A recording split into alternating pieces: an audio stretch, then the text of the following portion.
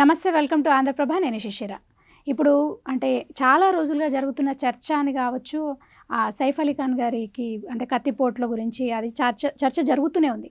కానీ ఇప్పుడు బయటకు వచ్చిన వార్త ఏంటంటే అంటే దాంట్లో హీరోయిన్ కరీనా కపూర్ పాత్ర కూడా ఉండొచ్చు అని పోలీసులు అనుమానం వ్యక్తం చేస్తున్నారు.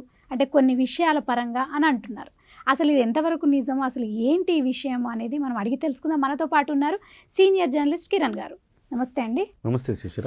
జరుగుతున్న విషయం ఏంటంటే కరీనా కపూర్ని పోలీసులు అనుమానిస్తున్నారు అని, అంటే ఆవిడ మీద చాలా ఆరోపణలు ఉన్నాయని. ఎందుకంటే ఆవిడ సైఫ్ అలీ ఖాన్ గారితో కలిసి హాస్పిటల్కి వెళ్ళకపోవడం, వాళ్ళ బాబుని 7 ఏళ్ల బాబుని ఆయనతో పంపించడం కానీ, మళ్ళీ వాళ్ళ ఇంట్లో బంధించిన ఆ కత్తిపోటు పొడిచిన వ్యక్తి మాయమవ్వడం, అంటే సడన్గా లేకపోవడం ఆ రూమ్లో. అంటే ఇలాంటి విషయాలన్నీ ఈ కోణాల్లో పరిశీలిస్తే కరీనా కపూర్ మీద అనుమానాలు ఉన్నాయి అని పోలీసులు అంటున్నారని చెప్తున్నారు. ఒకటైతే వాస్తవం శిశిర, నేను మొదటి నుంచి చెప్తూనే వస్తున్నా, ఆంధ్రప్రభతో పాటుగా మిగతా వేదికల మీద కూడా నేను చెప్తున్నది ఏంటంటే, ఇందులో కుటుంబ సభ్యుల ప్రమేయం ఉంటుంది.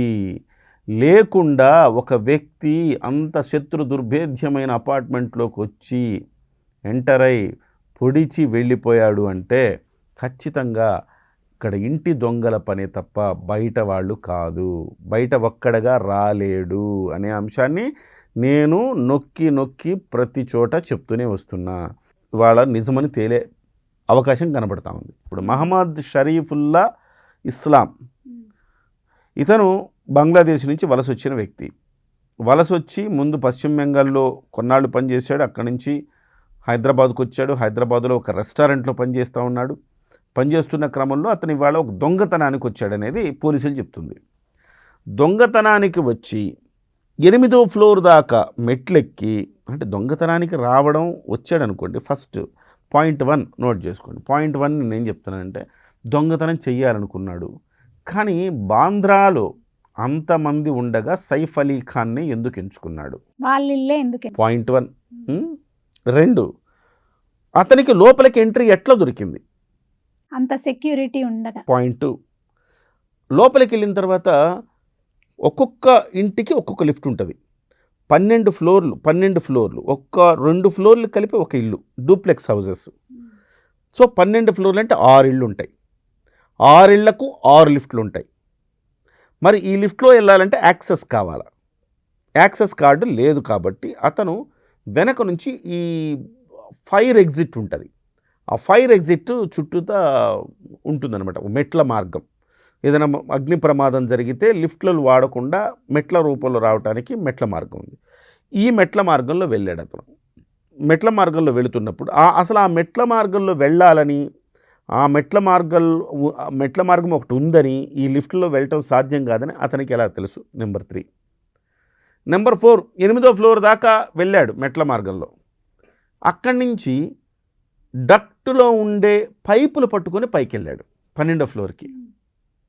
సో ఇక్కడ 8వ ఫ్లోర్ దాకా వెళ్ళిన వ్యక్తి డక్ట్ పట్టుకొని ఎందుకు వెళ్ళాడు? ఎందుకంటే 9, 10 సైఫ్ అలీ ఖాన్దే, 11, 12 సైఫ్ అలీ ఖాన్దే. ఈ 9, 10 డూప్లెక్స్లో సైఫ్ అలీ ఖాన్ మొదటి భార్య పిల్లలు ఉంటారు, సరా అలీ ఖాన్, ఇబ్రహీం అలీ ఖాన్. 11, 12లో సైఫ్ అలీ ఖాన్, కరీనా కపూర్ పిల్లలు ఉంటారు. సో ఇప్పుడు ఇతను ఇంత డక్టు పట్టుకొని ఇంతలాగా ఎందుకు వెళ్ళాడు? ఎందుకంటే ఎవరైనా దొంగ ఈజియెస్ట్ మార్గాన్ని అనుసరిస్తాడు.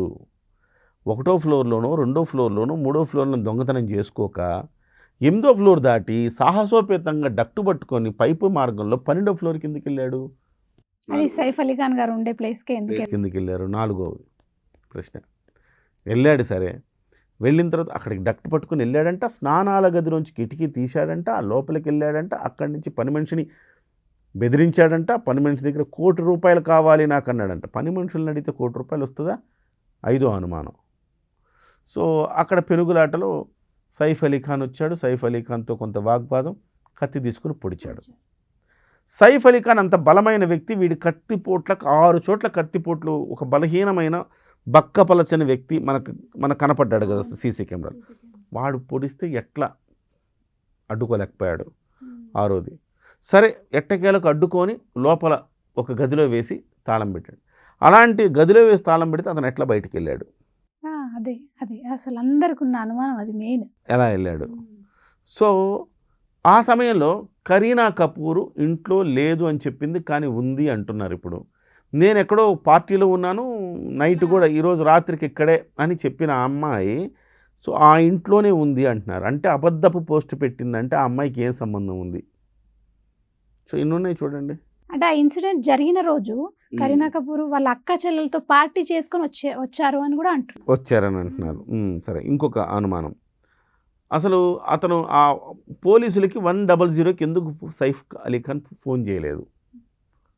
సైఫ్ అలీ ఖాన్ 100కి ఫోన్ చేస్తుంటే వచ్చి దొంగను పట్టుకునే వెంటనే పట్టుకునేవాళ్ళు, ఎందుకంటే రూమ్ లో బంధించారు. మరి ఎందుకు చేయలేదు? అదొక అనుమానం.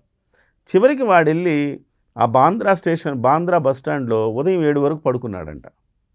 7 గంటలకు లేచిందంట. ఒకడంత ధైర్యంగా వచ్చి పొడిచి వెళ్ళి హ్యాపీగా బస్ స్టాండ్లో పడుకున్నాడంటే పోలీసులంతా ఏం చేస్తున్నారు? 10 ప్రశ్నలు.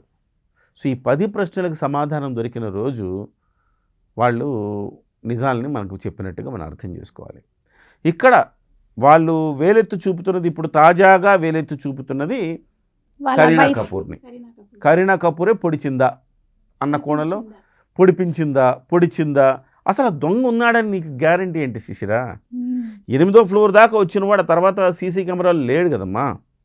లేనప్పుడు వాడే పొడిచాడని గ్యారంటీ ఏంటి? ఇంకోటి, వాళ్ళ తల్లిదండ్రులు ఏమంటున్నారంటే, ఆ నిందితుడి తల్లిదండ్రులు, ఆ ఫోటోలో మీరు సీసీ కెమెరాలో చూపించినోడు మా వాడు కాదు, మా వాడి ముఖం కాదు, కొంచెం పోలికలు ఉన్నాయి అంతే తప్ప మా వాడు కాదు అని చెప్తున్నారు వాళ్ళు. వాళ్ళోడు కాకపోతే వీడిని ఎందుకు అరెస్ట్ చేసినట్టు? సో వాడే పైకి వెళ్ళాడని, వాడే పొడిచాడని ఆధారాలు ఏమీ లేవు. సో ఇలా అనేక ప్రశ్నలు ఉన్నాయి. ఒకటి, నెంబర్ 1, పని మనిషి మీద కూడా డౌట్ ఉంది అంటున్నారు. పని మనిషిని విచారించాలా, అలాగే కరీనా కపూర్ని విచారిస్తారు శిశిర. ఇవన్నీ కూడా వాళ్ళందరినీ విచారించడం ఎందుకు? అసలు సైఫ్ అలీ ఖాన్ స్టేట్మెంట్ ఇస్తే అయిపోద్దిగా, నన్ను పొడిచింది పలానా వాడని చెప్పచ్చు కదా. చెప్పలేకపోతున్నాడు ఇవాళకి. అంటే ఏంటి అర్థం? మీడియా ముందుకు వచ్చి మాట్లాడలేదంటే అర్థం ఏంటి? ఇంటి దొంగల్ని పట్టించడం ఇష్టం లేక పట్టించలేదేమో. ఇంటి దొంగని ఈశ్వరుడైనా పట్టుకోలేడు అని. సో ఆ రకంగా ఈయన ఇప్పుడు ఆచితూచి సైఫ్ అలీ ఖాన్ని మీరు గట్టిగా విచారిస్తే తప్ప నిజాలు రావు.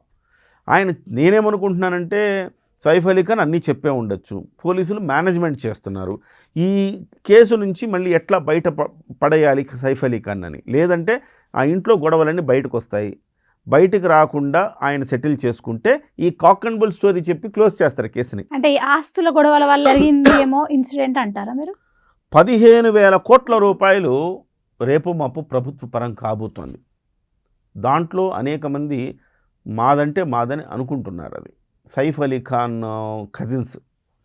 ఇందులో సైఫ్ అలీ ఖాన్ కజిన్స్ ప్రమేయం ఏమన్నా ఉందా ఆస్తి గొడవలు? అలాగే ఇంటర్నల్గా భార్యలతో ఏమన్నా ఈయనకి ఇబ్బందులు ఉన్నాయా? ఈ అమ్మాయి కరీనా కపూర్ కావచ్చు, అమృతా సింగ్ కావచ్చు, వీళ్ళతో ఏమైనా ఇబ్బందులు ఉన్నాయా? పని మనిషితో రాసలీలలాడి ఆ పని మనిషికి కావాల్సిన వాడే ఈయన పొడిచాడని ఇంకొక వార్త వస్తుంది. మరి ఆ కోణం ఏమైనా ఉందా?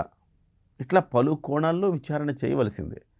ఒకవేళ ఎవరు నిజంగా మహమ్మద్ షరీఫుల్ ఇస్లాం అనేవాడే ఆ సీసీ కెమెరాలో ఉన్నవాడు, ఇప్పుడు అరెస్ట్ చేసిన వాడు ఒకటే అయ్యి వాడే నిజంగా పొడిచినా వాడి వెనక ఎవరో ఉన్నారు, అది నిగ్గు తేల్చాలా. అంటే దగ్గరుండి వాళ్ళే చేయించారు ఇది. అంతే. వాడు పొడిచాడంటే వాడు పొడిచే అవకాశం ఎందుకు? వాడు అక్కడ దాకా ఎందుకు వచ్చాడు? ఇవన్నీ కూడా క్వశ్చన్సే కదా ఇందాక మనం అనుకున్నట్టు.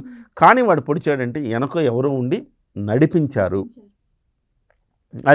అది కనుక్కోగలిగితే డెఫినెట్గా ఈ కేసు ఛేదించినట్టే.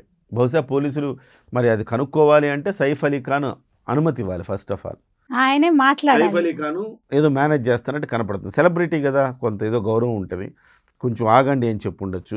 వాళ్ళ ఫ్యామిలీ మ్యాటర్ సార్ట్అవుట్ అయిపోతే ఈ స్టోరీ చెప్తారు, సార్ట్అవుట్ అవ్వకపోతే ఆ ఫ్యామిలీ మెంబర్స్ బయటకు వచ్చి అసలు స్టోరీ చెప్తారు. అది నేను అనుకుంటాను. ఓకే అండి, థ్యాంక్ యూ సో మచ్.